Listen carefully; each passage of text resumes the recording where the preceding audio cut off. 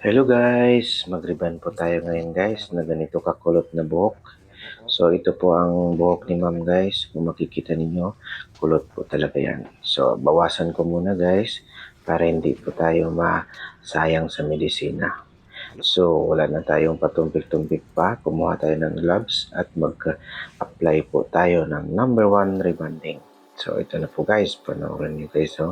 So ang ginawa ko guys, kasi ito virgin hair. So, diretso po yan. Kung hindi virgin hair, unahin mo talaga ang outing.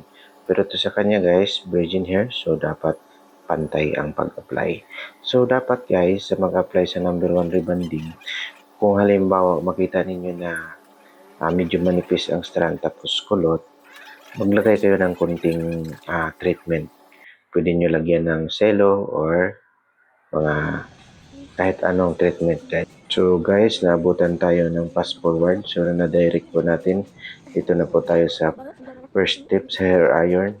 So kasi hindi ko po masyado natutukan ng pag-video pero hindi po ako nagsayang ng oras. Binidyohan ko na po kasi hindi pa man po natapos ang number 1 sa hair iron. Pero ito na guys, magkwento na ako sa inyo. Yung pagbabad ko pala ng number 1 rebonding ay nasa 1.5 oras. So ang sekreto dyan guys, para makababad kayo na matagal, para hindi siya mag-brittle, lagyan nyo ng konting treatment. Yung sinasabi ko kanina, pwede kayo magkuha ng konting hair selo, yung transparent na hair selo paint, pwede nyo yun siya ilagay. Pwede din kumuha kayo ng konting Brazilian treatment, lagyan nyo sa number 1 rebonding. Yan po ang technique ko guys. So makikita nyo ang result guys. Kung pangit ang result, huwag ninyong gayahin. Pero kung maganda ang result, gayahin ninyo.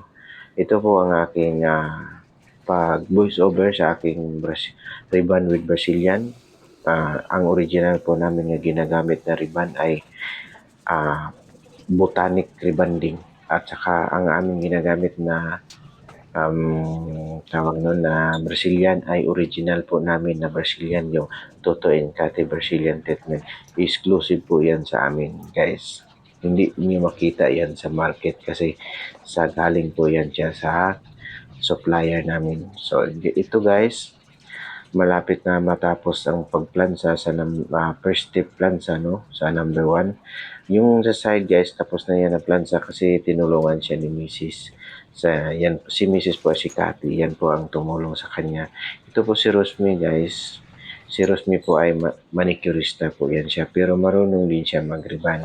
So inutusan lang namin siya kasi busy kami, meron pa kami ibang customer. So siya muna ang ipaplansa namin. So ito guys, na plansa na, i-cut ko muna to para mabilis po. So dito guys, naglagay na po kami ng neutralizer. Ang neutralizer guys ay magbabad lang po kami ng 15 to 20 minutes. Pagkatapos yan, blower. So ito na guys, i-blower ko na. Madaliin lang natin guys ha. Pwede natin i-cut to. Kaya alam niyo naman na binoblower ko na. So matagal po itong video kung tapusin natin ang pag-blower. Cut ko muna guys. So dito guys, natuyo na po ang kanyang buhok. Malapit na po yan matapos. Yan po ay natapos na po yan na nilagyan ng Brazilian at saka neutralizer. So ito na po guys ang result sa kanyang ribbon. Makita nyo naman na straight na po ang kanyang buhok. So dito guys, final na po ito na hair iron. So dito muna makikita guys na yung buhok ni ma'am sa pag-blower pa lang ay straight na po siya. Yan po ang palatandaan na pag mag-ribbon kayo or sino man na customer na magpa-ribbon, ayan po ay palatandaan na hindi po backjob ang inyong ribbon. Lalo na guys, kapag madaanan yan ng plansa, yung last na plansa guys, yan po ay magkaroon na siya ng permanent straight na talaga. Yan po ang magpapashine at pagpadagdag ng straightening. Yan po guys. So dito guys, minulungan na naman ako ulit ni Rosmi para madaling matapos kasi guys, pag ang ribbon kung isa lang ang magplansa, abutin talaga ng 6 hours. So dito guys, mag-cut na naman ako guys ha, para madali po tayo matapos. Okay po, so cut ko na po. Tugtungan na po natin ang ating video Ito po ay nag-request kasi siya ng patriman lang niya. Kita niyo man kanina na straight lang po niyan gupit. Ngayon, slash na po. Yan na po ang aking ginawa sa buhok ni ma'am guys. So yan po, tapos na po. At ito na po ang final result. So super shine talaga guys. Kung makikita niyo, walang daya po yan guys. Salamat po guys. Thank you for watching. Please follow.